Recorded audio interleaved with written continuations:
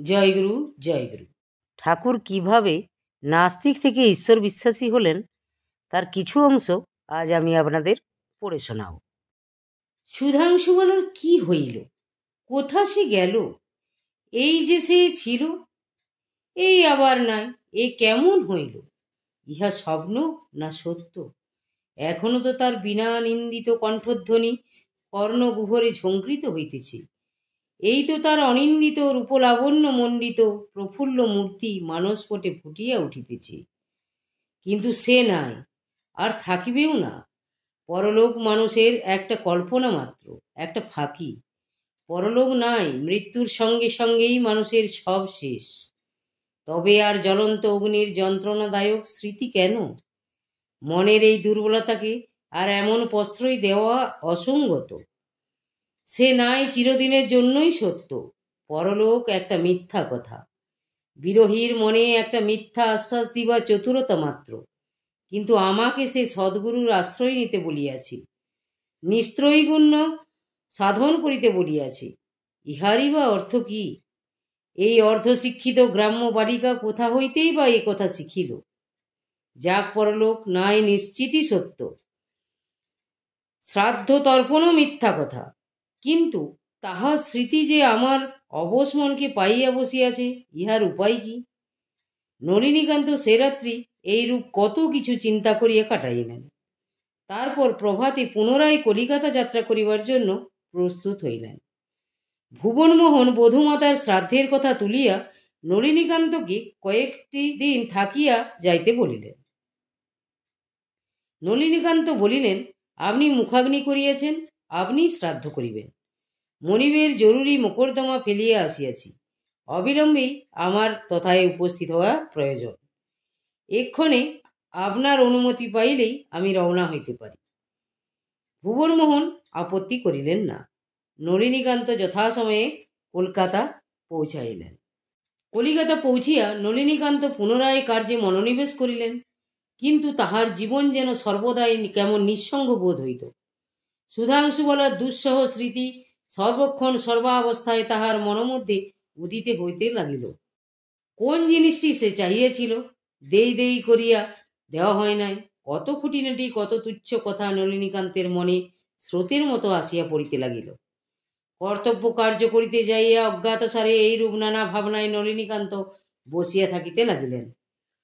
আবার কোনো সময় ইচ্ছা করিয়াই কাজকর্ম ফেলিয়া রাখিয়া তাহার চিন্তায় নিমগ্ন থাকিতে লাগিলেন।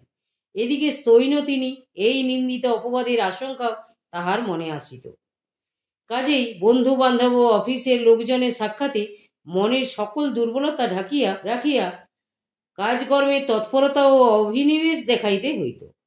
এই বাধ্যতামূলক কপটাচরণও তাহার নিকট দুঃসহ বোধ হইতেছিল।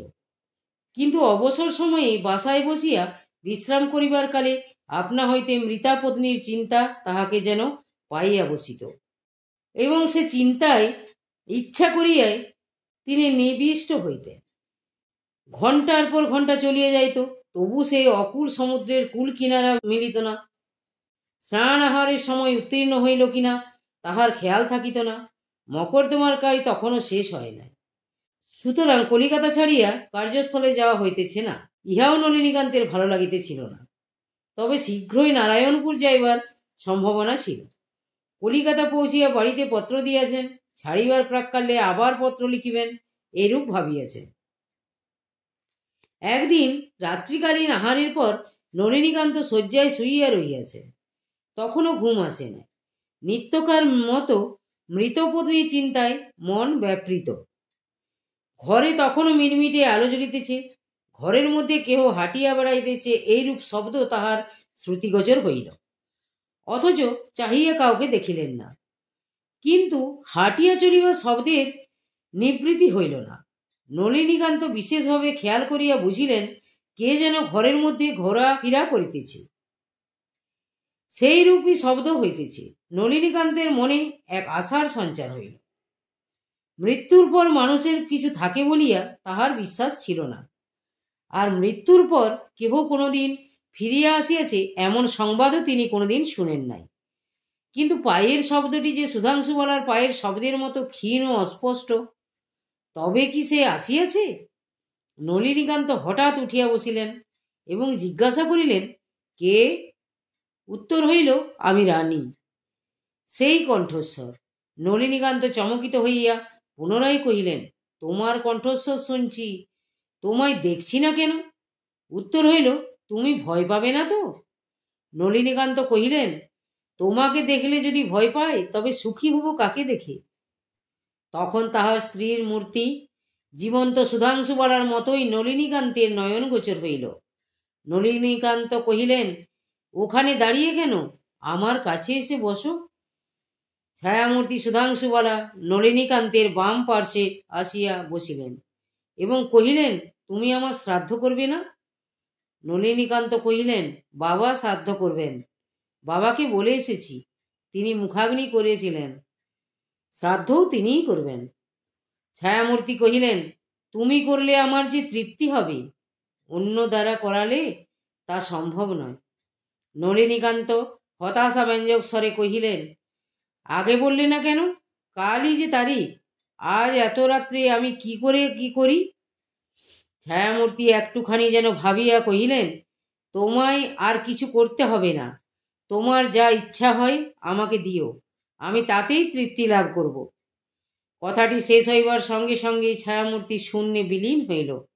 স্তব্ধ, বিস্মিত, বিমূঢ় হতবুদ্ধি নলিনীকান্ত নিথর নিশ্চল প্রস্তর মূর্তির মতো বসিয়া রহিলেন।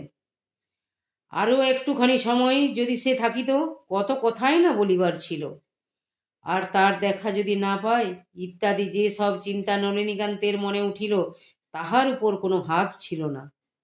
বিছানায় শুইয়া পড়িয়া চিন্তাকুল চিত্তে বিনিদ্র রজনী কাটিল। প্রত্যুষে গঙ্গা স্নানান্তে 2টি টাকা হাতে করিয়া তিনি বাজারে বাহির হইলেন। যে সকল মিষ্ট দ্রব্য সুধাংশুবালার বিশেষ প্রিয় ছিল এবং যে সকল খাবার জিনিসগুলি সুধাংশুবালাকে খাওয়াইতে তাহার ইচ্ছা হইল, নলিনীকান্ত তাহার কিছু কিছু কিনিয়া বাসায় প্রত্যাবর্তন করিলেন। তাহার পর কিভাবে কি করিবেন স্থির করিতে না পারিয়া মেঝের একটি জায়গা ঝাড়িয়া মুছিয়া জলের ছিটা দিয়া যথাসাধ্য পবিত্রভাবে ভালো একখানি বসিবার আসন ও 1 গ্লাস জল দিলেন। একখানি থালায় আনিত খাবারগুলি সুবিন্যস্ত ও সুসজ্জিত করিয়া দেবতার ভোগ দেওয়ার মতো মনে মনে সুধাংশুবালাকে নিবেদন করিলেন। একটুকু দূরে সরিয়া উপবাসী পূজার্থীর মতো আমার এই ক্ষুদ্র আয়োজন গ্রহণ করো ইত্যাদি রূপ ভাবনা লইয়া বসিয়া রহিলেন। নলিনীকান্ত ভাবিয়াছিলেন, পূর্বরাত্রির মতো সুধাংশুবালা সশরীরে উপস্থিত হইবে এবং নির্দিষ্ট আসনে বসিয়া খাবার খাইবে। তজ্জন্যই তিনি অপেক্ষা করিতেছিলেন। কিন্তু আধ ঘণ্টা, পৌনে 1 ঘণ্টা, না 1 ঘণ্টা চলিয়া গেল, সুধাংশুবালা উপস্থিত হইল না বা খাবারগুলি খাইল না। নলিনীকান্তের মন বিরক্ত হইয়া উঠিল। আরও ঘণ্টাখানেক অপেক্ষা করিয়াও যখন সুধাংশুবালার দেখা মিলিল না, নলিনীকান্ত তখন ভাবিলেন, সর্বদা আমি তাহার চিন্তা করি বলিয়াই গত রাত্রিতে উষ্ণ মস্তিষ্কের ফলস্বরূপ তাহার মূর্তি ও তাহার সহিত কথোপকথনের একটা মিথ্যা দৃশ্য আমার সম্মুখে ফুটিয়া উঠিয়াছিল।